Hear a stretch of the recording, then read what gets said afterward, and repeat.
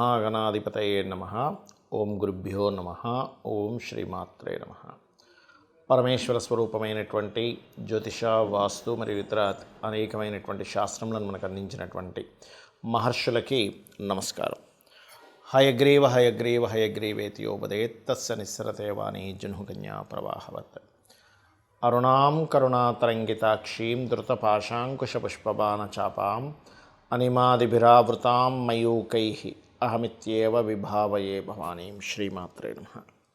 ప్రేక్షకులకి ఆ లలితాంబిక అమ్మవారి యొక్క అనుగ్రహం పరిపూర్ణంగా కలగాలని మనస్ఫూర్తిగా కోరుకుంటూ, మనం ఈరోజు చాలామంది అడుగుతున్న ప్రశ్న ఏంటంటే, శని మారుతున్నాడు కదా మార్చి 29వ తేదీ నుంచి, దాని మూలంగా ఎలాంటి ఫలితాలు ఉంటాయి? అందులో ముఖ్యంగా శని భగవానుడు మారినప్పుడు ఒక 2 నెలలు రాహు కూడా ఇక్కడే ఉంటాడు. రాహు శనులు కలిసి ఉంటారు ఒక 2 నెలలు. ఆ 2 నెలల పరిస్థితి ఏంటి? మారకముందు ఇక్కడ శని ఉన్నప్పుడు ఎటువంటి ఫలితాలు ఇస్తాడు ద్వాదశ లగ్నాల వారికి?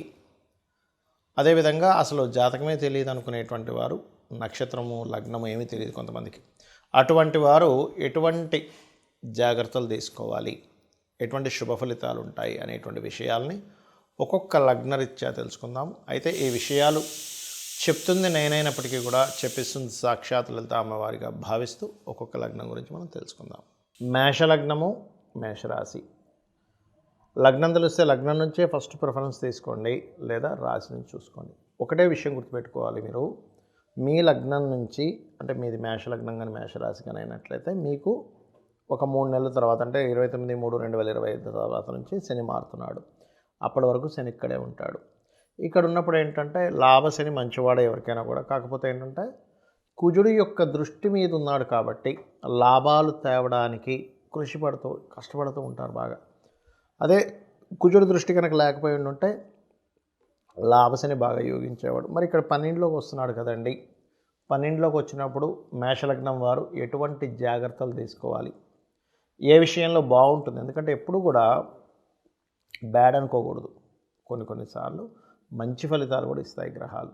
ఏమిటది అంటే, ఒకటి, ఏదైనా కొత్త పరిచయాలు మీకు యోగాన్ని ఇస్తాయి, గుర్తుపెట్టుకోండి ఇక్కడ జరిగేటప్పుడు. అయితే మరి 12లో శని ఎలాంటి విషయాల్లో చాలా జాగ్రత్తగా ఉండాలి అంటే, కొత్త ఇన్వెస్ట్మెంట్స్ చేసేటప్పుడు 100% జాగ్రత్త వహించాలి, గుర్తుపెట్టుకోండి. కొత్తగా ఏదైనా ఇన్వెస్ట్మెంట్ చేసేటప్పుడు 12వ స్థానం ఇన్వెస్ట్మెంట్ స్థానం కాబట్టి. మరి శని రాహు ఇద్దరు కలిసి ఉన్నారు అక్కడ. అది కాకుండా 6 గ్రహాలు కూడా మనకు కలవబోతున్నాయి 29వ తేదీకి. అంటే ఏమిటి?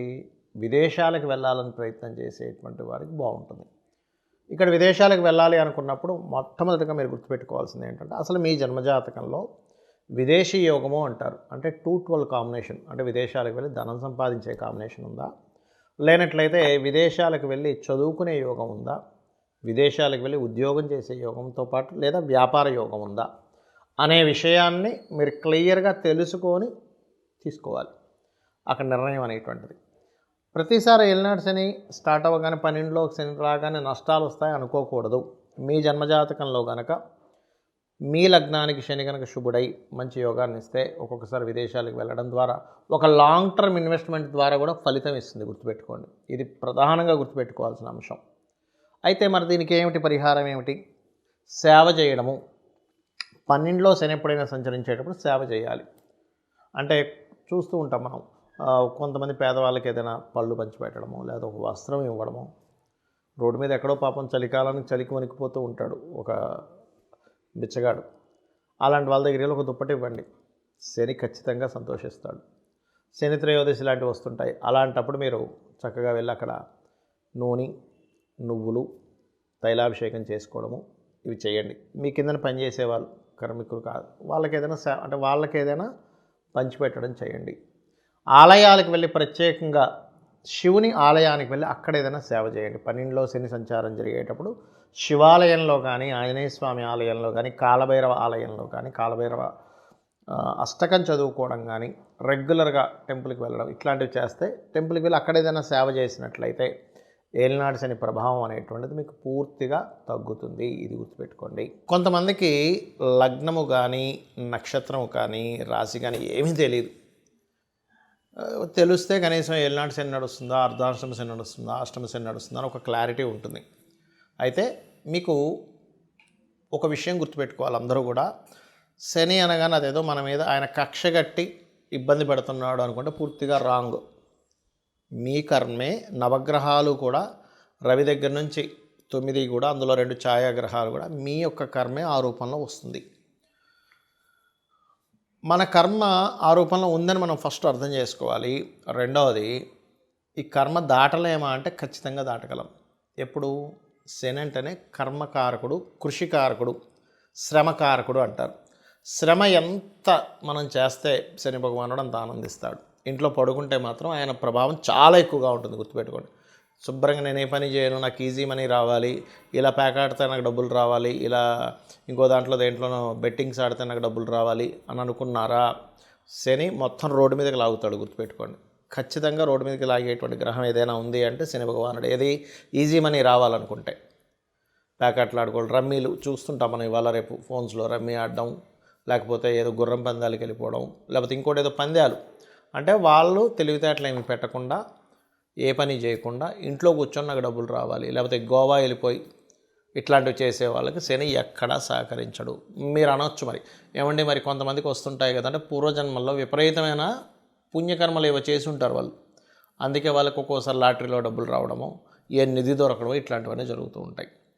అయితే శనికున్న గొప్ప క్వాలిటీ ఏంటంటే, కృషి చేశారా ఆయన ఎక్కడా మిస్ అవ్వనివ్వడండి డబ్బులు ఇవ్వడం, నథింగ్, సమస్య లేదు. అయితే ఇక్కడ మీకు మరి నక్షత్రము రాశి తెలియని వారి పరిస్థితి ఏమిటి అంటే, శని 12లో న్యాచురల్ 12th హౌస్లో తిరిగేటప్పుడు పర్టికులర్గా అది కూడా రాహుతో తిరుగుతున్నాడు కాబట్టి కొంచెం అందరూ అంటే ఈ తెలియని వాళ్ళు ఇన్వెస్ట్మెంట్ చేసేటప్పుడు మాత్రం జాగ్రత్తగా ఉండాలి. ఎందుకంటే ఇక్కడ తిరిగేటువంటి శని దేశకాల పరిస్థితుల మీద ఎటువంటి ప్రభావం చూపిస్తాడంటే, జీవుల మీద కొంచెం హెల్త్ రిలేటెడ్ ఇష్యూస్ మీద ప్రభావం చూపిస్తూ ఉంటాడు ఇక్కడ తిరిగే శని. ఎందుకంటే ఇక్కడ శని ఇక్కడ ఉంటూ గురురాశుల్లో ఉంటూ మరో గురురాశులను చూస్తున్నాడు, జీవుల మీద, హెల్త్ మీద. అలాగే కర్మ, వర్క్ మీద. అంటే నేను మీకు గతంలో ఇక్కడికి శని కుంభంలోకి ఎంటర్ అయ్యేటప్పుడే మీకు హెచ్చరించాను 2 సంవత్సరాల క్రితమే. శని ఇక్కడ నుంచి స్లోగా మేషం వరకు వెళ్తున్నాడు. అందరూ కూడా వాళ్ళ ఉద్యోగాలతో పాటు వాళ్ళు సొంతంగా ఏం చేయగలరు, వాళ్ళకి ఏం టాలెంట్ ఉంది, ప్రతి ఒక్కరిలో ఒక గొప్ప టాలెంట్ దాగి ఉంటుంది. వాళ్ళ టాలెంట్ ఏంటో గుర్తించి దాన్ని సైడ్గా పెట్టుకొని దాని ద్వారా కూడా సైడ్ ఎంతో కొంత మనీ ఎర్న్ చేసుకునేటువంటి దీంట్లోకి జనాలందరూ వెళ్ళవలసినటువంటి పరిస్థితి రాబోతుంది. అలా వెళ్ళాలి, ఇప్పటి నుంచే మీరు సెట్ చేసుకోవాలని.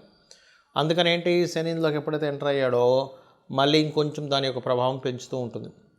పెద్ద పెద్ద దేశాల్లో కొంత ఆర్థిక మాన్యాలు రావడం, కొన్ని వర్క్ చేసేటువంటి విధానాల్లో చాలా మార్పులు రావడం, కొన్ని ధర్మ విరుద్ధమైనటువంటి కొన్ని పరిస్థితులు రావడం,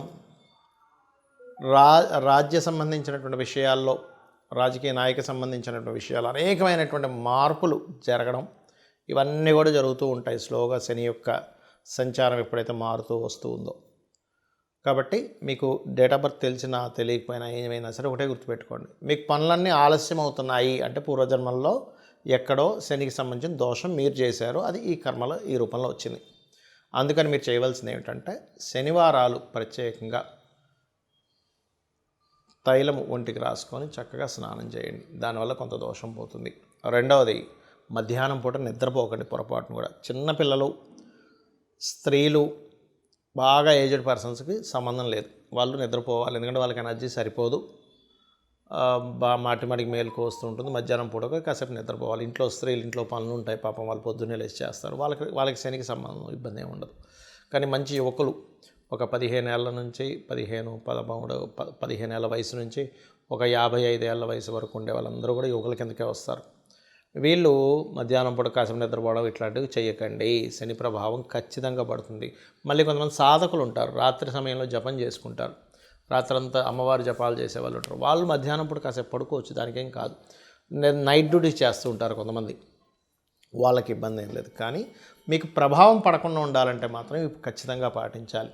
ఎక్కువగా వాకింగ్ చేయాలి, ఎక్సర్సైజెస్ చేయాలంటే మార్స్ ఎనర్జీని పెంచుకోవాలి. ఇక్కడ హోమాలకు ఎక్కువగా పార్టిసిపేట్ చేస్తుండాలి, చండీ హోమము లేదా చండీ పారాయణం చేస్తుండాలి. ఆంజనేయ స్వామి ఆలయం కానీ, నరసింహస్వామి ఆలయం కానీ, ఏదైనా శక్తి దేవత ఆలయాలు లేదా గణపతి ఆలయం లేనట్లయితే మీకు దగ్గరలో రావి చెట్టు ఉన్నా కూడా దాని చుట్టూ ప్రదక్షిణం చేసినా కూడా మీకు ఆ యొక్క దోషం అనేటువంటిది పరిపూర్ణంగా తొలగిపోతుంది.